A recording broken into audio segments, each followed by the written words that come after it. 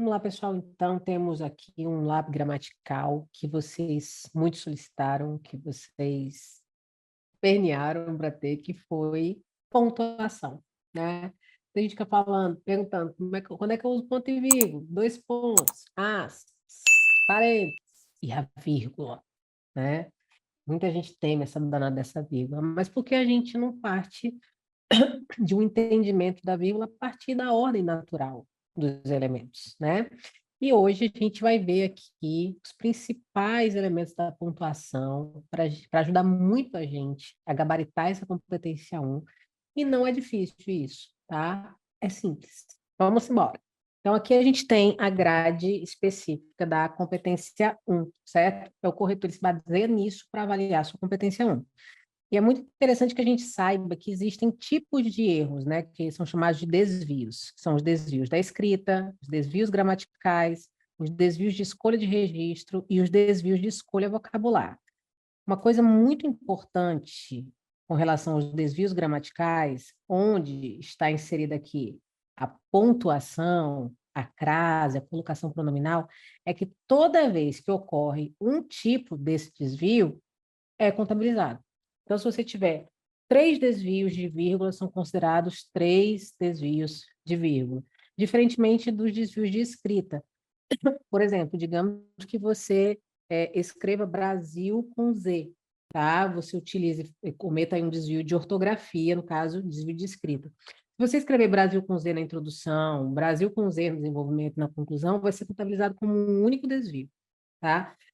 Aí, no caso da pontuação, sempre que ocorre, é contabilizado um desvio. Por isso que você tem que ser irretocável nesse ponto. E aí, basicamente, os sinais de pontuação são marcações gráficas que servem para compor a coesão e a coerência textual, além de ressaltar especificidades semânticas. Então, quando você tem ali uma pontuação, um ponto e vírgula, um ponto, aspas, isso serve para manter a coesão e a coerência, o perfeito entendimento, a fluidez do texto, tá bom?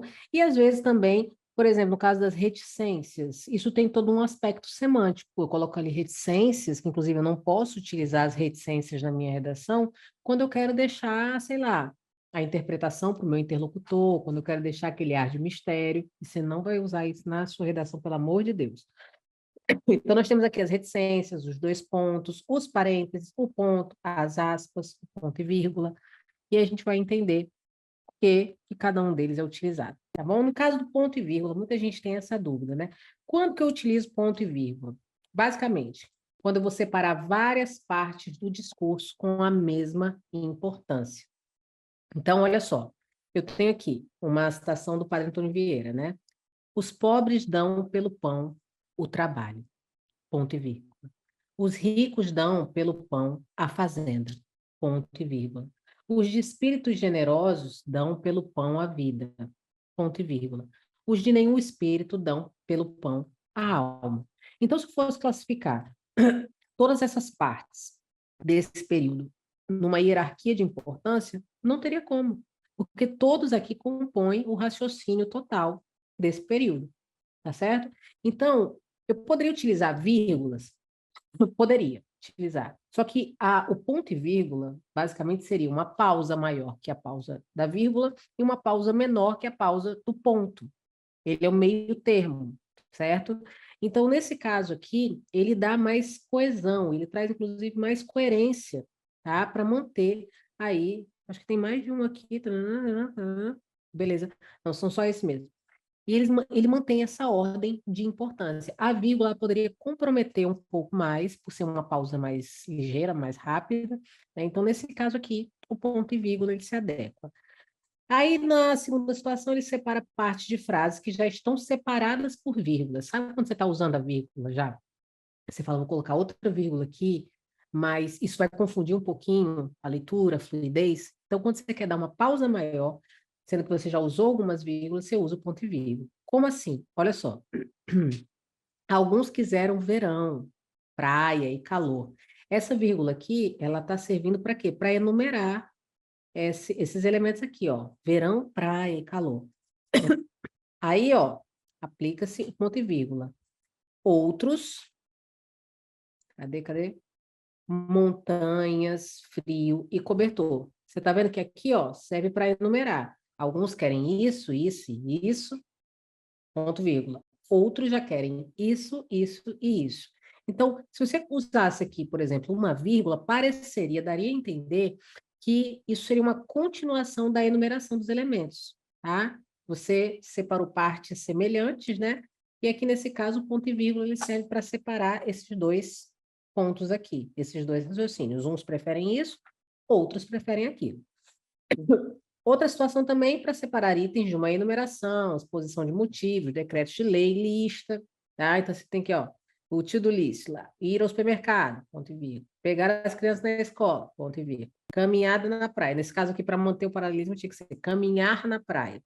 Então, se eu estiver ali enumerando em listas, em tópicos, aí, no caso, eu utilizo o ponto e vírgula. Beleza?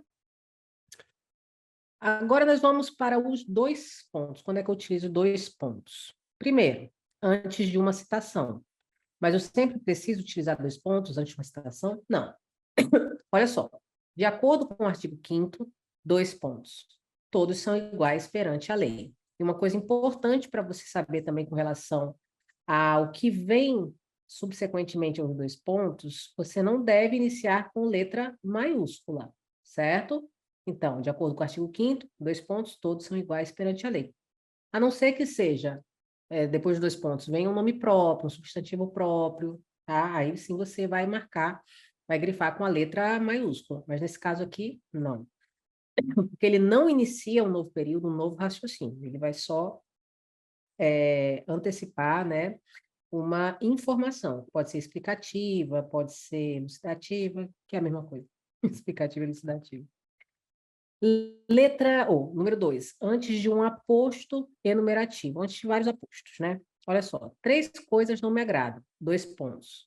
Chuva pela manhã, frio à tarde e calor à noite. Então, isso aqui é um aposto. Essa informação aqui, chuva pela manhã, frio à tarde, calor à noite, trata-se de um aposto enumerativo, certo? É uma informação em forma de enumeração que diz respeito a uma afirmação anterior. Belezinha? Próximo. Antes de uma explicação ou esclarecimento, eu posso utilizar também dois pontos. Olha só. Lá estava a deplorável família. Dois pontos. Essa é uma explicação. Triste, cabisbaixo, vivendo a rotina de sempre. Então, isso aqui serve também. Em frases de estilo ou discurso direto. Vixe, ficou tudo junto aqui, discurso direto, separado. Maria perguntou, discurso direto basicamente seria a transcrição literal da fala, certo? Maria perguntou, 2 pontos, aí tem aqui, ó, essa travessãozinha. Por que você não toma uma decisão? Tá certo? Então, isso é muito utilizado na linguagem teatral, né? Acompanhado também das rubricas. Pelo amor de Deus, não fala rúbrica, não existe rúbrica, é rubrica. Então, nesses casos, a gente utiliza 2 pontos. Beleza? Próximo.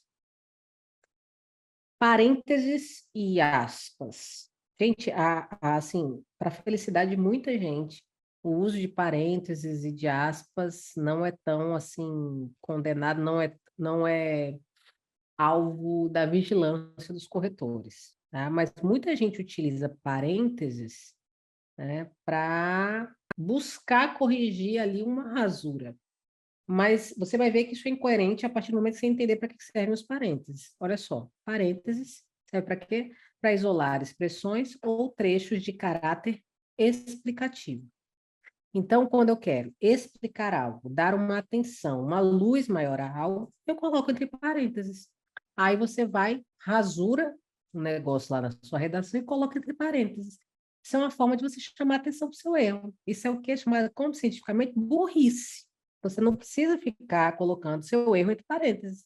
Bota no marca-texto, bota assim, destaca com setas, eu acho que fica mais claro. Errou, rasurou, passa um risquinho e segue. Tá certo? Então, como que ele é aplicado? Olha só. A sociedade, abre parênteses, incluindo os grupos minoritários, então aqui, isso aqui é um trecho de caráter explicativo. Então, a sociedade deve agir para pôr um fim na prática da corrupção e desamor ao próximo. Tá bom? Então, se eu quero elucidar, explicar, dar um foco maior a algo, eu vou colocar entre parênteses. Já o uso das aspas, né? Quando tiver estrangeirismo, eu sou obrigada a colocar, quando eu coloco o nome de uma obra literária, eu tenho que colocar entre aspas. Só existe uma situação em que o uso das aspas é obrigatório na redação. Em que situação ele é obrigatório? Quando eu tiver a transcrição de uma citação direta. Então, se eu coloco assim, ó, de acordo com o pensador René Descartes, dois pontos, abre aspas, penso, logo existo, ponto, fecha aspas, certo? Em todas as outras situações, ela é facultativa, ela não é passível de punição. Então, se eu usou um estrangeirismo, você é obrigado a utilizar as aspas? Não. Eu recomendo que você use? Sim, recomendo. Colocou o nome de uma obra literária, você tem que colocar aspas? Não. O nome de um filme, você tem que colocar? Também não. Agora, obrigatório mesmo é quando tem uma citação direta, uma citação literal. Por exemplo, aqui, ó. Disse Jesus, dois pontos, abre aspas, eu sou o caminho, a verdade e a vida. Mas, se eu parafrasear esse trecho, eu colocar, por exemplo, já disse Jesus certa vez que ele era o caminho, a verdade e a vida, eu não preciso espiar, porque eu parafraseei. Então, eu mantive o sentido original da frase, da citação, mas com outras palavras, certo? Então, aqui. E também eu uso aspas, tá? Para destacar termos e expressões estrangeiras ou populares. Você não deve fazer esse uso recorrente na sua redação. Por exemplo, foram flagrados praticando maracutaias. Não faça isso. Aqui quando você traz esses coloquialismos para a sua redação, isso se configura como desvio de escolha de registro, tá?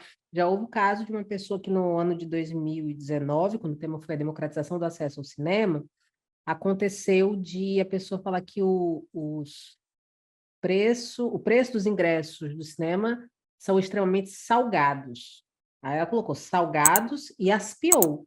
Mesmo assim, isso se configurou como um desvio de escolha de registro, ou seja, o registro informal, coloquial, não é adequado ao o que se pede numa dissertação argumentativa, que é a norma padrão, né? O formal. Então, nesse caso, não utilize para se expressar, né? Não utilize não faça as escolhas que elas são perigosas, tá? Então, parênteses e aspas. Vamos para o próximo.